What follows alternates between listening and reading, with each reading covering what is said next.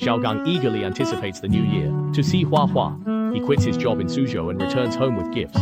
Hua Hua, now a senior with a part-time job and plans for graduate school, declines his financial help. This unexpected turn leaves Xiaogang disheartened, as their time together has dwindled.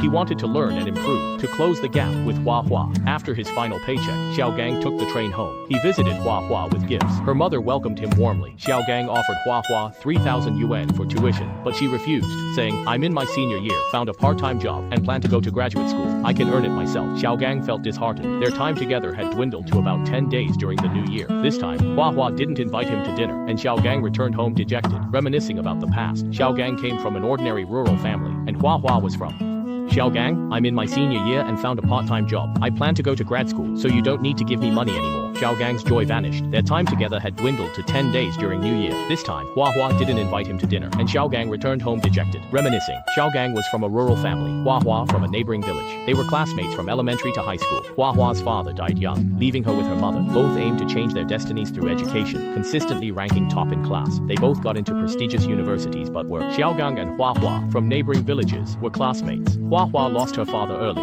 and relied on her mother. Both aimed to change their destinies through education. They got into prestigious universities, but their families couldn't afford tuition.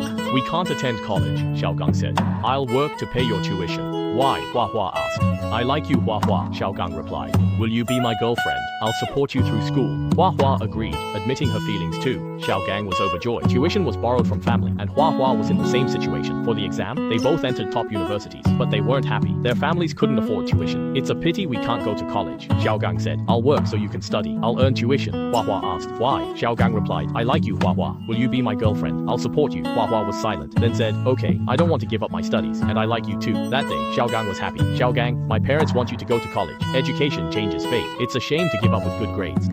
"Hua Hua, I like you. Will you be my girlfriend? I'll support you through school from now on." Hua Hua was silent for a long time before finally saying, "Okay, I really don't want to give up on my studies. And I actually have feelings for you too." That day, Xiaogang was especially happy. Xiaogang, your dad and I would do anything to make sure you can go to college. In families like ours, education is the only way to change our fate. It's such a shame for you to give up with such good grades. Xiaogang, driven by a promise to Hua Hua, worked in Suzhou, sending money home and cherishing their calls. Xiaogang moved to Suzhou to work, keeping his promise to support Hua Hua. He split his earnings between Hua Hua and his mom. Despite tough work, calls with every time Xiaogang got paid, he kept 500 yuan, sending half to Hua Hua and the other half to his mother. The work was tough, but he spent 10 minutes nightly on the phone with Hua Hua, his happiest time, washing away the day's fatigue. To earn more, Xiaogang worked overtime and never took breaks, while Hua Hua, free from tuition worries, focused on university studies. She worked hard, joined clubs, and traveled the country. Her horizons broadened. In her junior year, Xiaogang called, but she often didn't answer or made excuses to hang up. She participated in community activities and often traveled. Gradually, her horizons became broader and broader. Later, when he was a junior, Xiaogang called Hua Hua, but she either didn't answer or just said a few words and hung up for various reasons.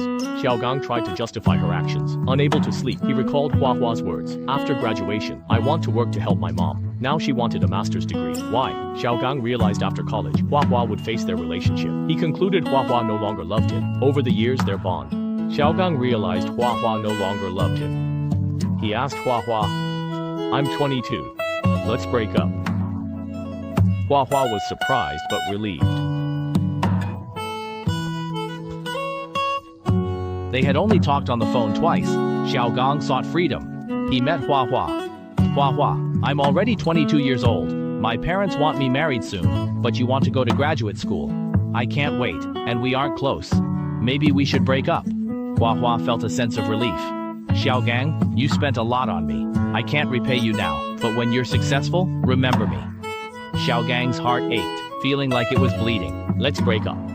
Hua Hua was indeed surprised, but more of a relief. "Xiaogang, you've spent so much money on me. I might not be able to repay you right away.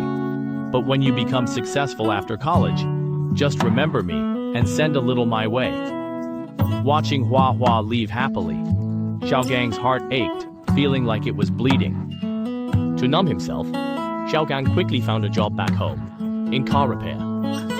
When he first entered the company, he was responsible for washing cars, but Hua Hua fell in love with someone else, just as Xiaogang had expected. After graduating from college, he started working, and not long after, he got married. The groom was his college classmate from a wealthy family. The day before the wedding, he even came to Xiaogang's house to give him 20,000 yuan, and his mother invited Xiaogang to the wedding. Naturally, Xiaogang didn't go.